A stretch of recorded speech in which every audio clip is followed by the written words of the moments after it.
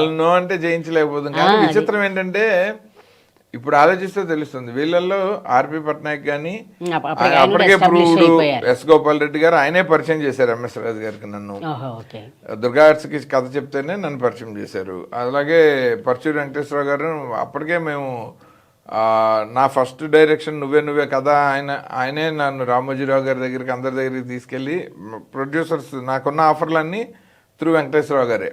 రామానాయుడు గారు ఆఫర్ ఒకటి ఉండింది, దుర్గా ఆర్ట్స్ ఒకటి, అట్లా. సో ఇలా ఉన్నప్పుడు నా ప్రయాణం లైక్ అంటే ప్రేమించుకుందానరా, బావగారు బాగున్నారా, ప్రేమ అంటే ఇదేరా, ఇవన్నీ పరచూరి వెంకటేశ్వరరావు గారు వాళ్ళ ఇంట్లో పిల్లల్లా చూసేవాళ్ళు. సీతారామ శాస్త్రి గారు ఇంకా మాకు ప్రేమించుకుందానరా కంటే ముందు సంగీతం గారి దగ్గర మెడ్రాస్లో భైరవద్వీపం పాటలు రాసిన దగ్గర నుంచి ఆయన వాళ్ళ ఇంట్లో పిల్లల్లా చూశారు.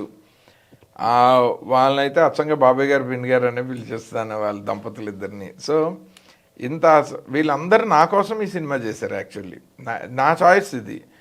నాకు పెద్ద టెక్నీషియన్లు ఉంటే సినిమా మెచ్యూర్డ్గా ఉంటుంది. నేను యంగ్ డైరెక్టరు, నాకు ఇది తప్పు ఇది ఒప్పు అని చెప్పేవాళ్ళు కరెక్ట్. అది నాకు కొంచెం సినిమాల్లో అనుభవం వచ్చాక నేను కొత్త వాళ్ళతో చేస్తే ఫ్రెష్నెస్ యాడ్ అవుతుంది, నా ఎక్స్పీరియన్స్ పనులు. సో ఇది మణిరత్నం గారి స్ట్రాటజీ, నేను ఆయన దగ్గర చూసి నేర్చుకున్నాను.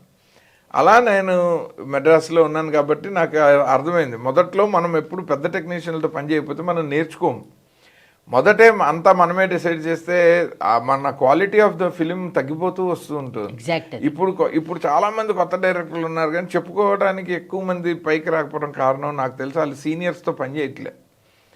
అది వాళ్ళు డినై చేయటం వల్ల తనకంటే ఒక సీనియర్ సెట్లో ఉంటే వీళ్ళు ఎక్కడో ఇన్సెక్యూర్డ్గా ఫీల్ అయిపోతుంది. వాళ్ళకి అదను పాడు చేసేస్తాం మనం, వాళ్ళ స్క్రీన్ ప్లే చెడగొట్టేస్తాం మనం.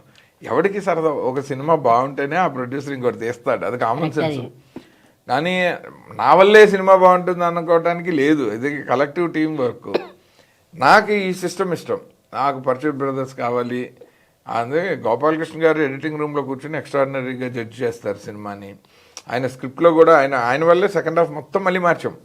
ఆల్మోస్ట్ షూటింగ్కి వెళ్ళిపోబోయే వాళ్ళము, ఆయనకి రీడింగ్ ఇస్తే అసలు ఈ సెకండ్ హాఫ్ ఆనందన్నారు. ఆయన మొత్తం తేడా అని చెప్పారు. చెప్తే మళ్ళీ అరకు వ్యాలీకి వెళ్ళి వెంకటేశ్వర గారిని తీసుకుని వెళ్ళి, అంటే వీ రెస్పెక్ట్ సీనియర్స్.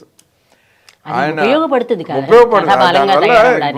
ఇప్పుడు రేమాసేన్ డౌట్ అడిగితేనే మనం బెటర్ అనుకున్నంటే జెన్యున్గా స్క్రిప్ట్ ఈ సినిమాల్లో అదే క్రాఫ్ట్లో ఉన్న ఒక పెద్ద ఆయన్ని అడిగితే అది ఎంత వాల్యుబుల్ కదా.